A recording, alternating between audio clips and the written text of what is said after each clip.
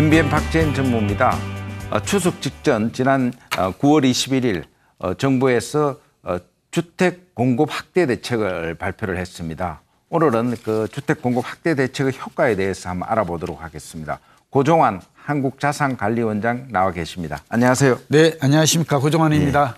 예, 시장에서 이제 관심이 그 상기 신도시 후보지가 어디냐. 네. 그래서 이제 분당보다 일산보다는 더 가까운 곳이 되지 않을까 그런 기대도 있고 그런데 좀 유력한 곳이 어디입니까? 좀 한번 찍어. 네, 지금 뭐 무주택자나 실수요자의 관심은 이제 온통 이제 상기 신도시가 어디인가 여기에 지금 쏠려 있다고 볼 수 있죠. 왜냐하면 일기 신도시가 지난 89년에 나왔고요. 이때가 이제 분당, 일산, 평촌 등 5대 신도시였죠. 결과적으로 공급 확대 정책이 성공했죠. 200만 호 기억하시잖아요, 전문이.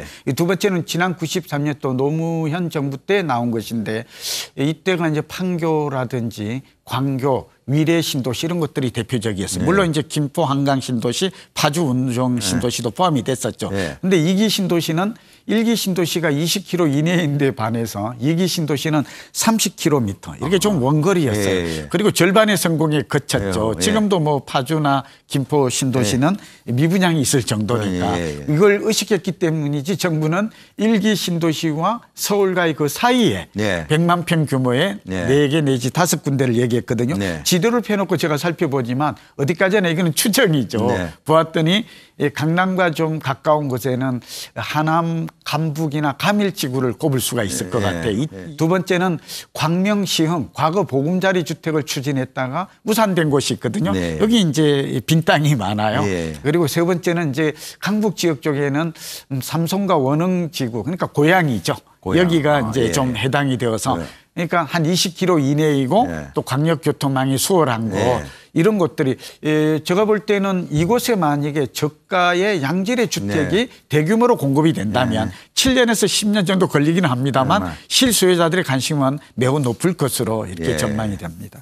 그 이제 그린벨트 해제 여부에 대해 관심이 많아요. 이번 뭐 발표에는 빠져 있었지만 어쨌든 그린벨트도 좀 해제가 되지 않겠느냐 그런 기대도 있고.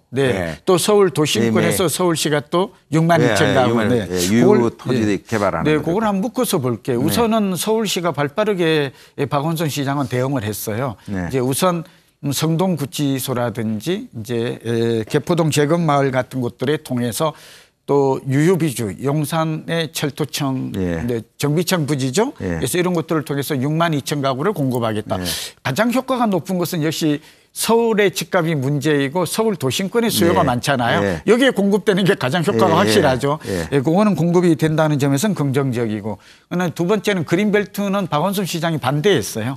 왜냐하면 이미 그린벨트가 많이 훼손이 됐거든요. 보금자리에다가 행복주택. 남아있는 게 몇 군데 안 됩니다. 한 5군데 강남에 세공, 내공, 뭐 우면동 일대 조금 남아있는 거거든요. 환경론자들의 반대도 있고 여러 가지 박원순 시장의 뭐 어떤 판단도 작용을 해서 이 부분은 숙제로 남아 있습니다. 제가 볼 때는 무조건 반대할 수는 없고 정부가 집권 해제하겠다까지 시사를 했으니까 어쨌든 타협점은 정부 여당이니까 나올 것 같아요. 그렇게 되면 도심에 서울 도심에 공급되고 그린벨트 해제되고 신도시 상기 신도시까지 나온다면 공급 효과는 삼박자법보다 확실하다고 볼 수가 있겠죠. 무주택자의 내 집 마련 기회는 그만큼 넓어지고 있다고 볼 수 있겠습니다. 어쨌든 뭐 신도시가 연내에 확정이 되지 않겠습니까? 뭐 후보지가. 그럼 그 시그널이 어떤 집값 안정이나 그런데 효과가 도움이. 저는 뭐 상당히 도움이 될 걸로 보입니다. 다만 이것들이 계획대로 얼마나 시행이 착실하게 되느냐가 관건이 될 것이고요. 두 가지 문제가 있을 것 같아요. 우선 상기 신도시 같은 경우에는 정부는 이를 의식해서 이제 서울 근교해야 됩니다. 그래야 서울에 집중되는 수요를 분산시킬 수 있겠죠. 두 번째는 우리가 김포 한강 신도시로 보면 아직도 그 도시철도가 아직도 지금 되어 있지를 않거든요. 개통이 안 됐어요. 이렇게 광역교통망, 교통망이 확충되지 않으면 성공 확률은 낮아질 것이다. 그리고 세 번째 문제점은 7년에서 12년 정도 신도시는 개발 기간이 아주 장기간 소요됩니다.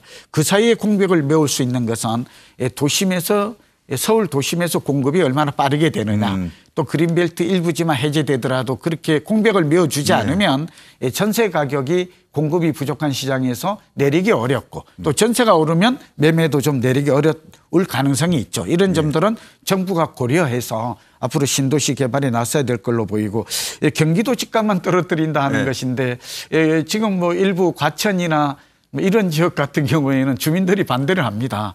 소형이나 임대주택이 많이 들어오게 되면 결국은 집값에는 오히려 장애가 된다는 게 주민들의 생각인데 그러나 저는 좀 다르게 봅니다. 이렇게 주변에 개발이 되고 강력교통망이 들어간다면 그 주변의 집값도 중장기적으로는 상승할 가능성이 높다고 전망이 됩니다. 지금까지 좋은 말씀 감사합니다. 감사합니다. 신도시 상기 후보지에 대해서 알아봤습니다. 박재현의 경제노트였습니다.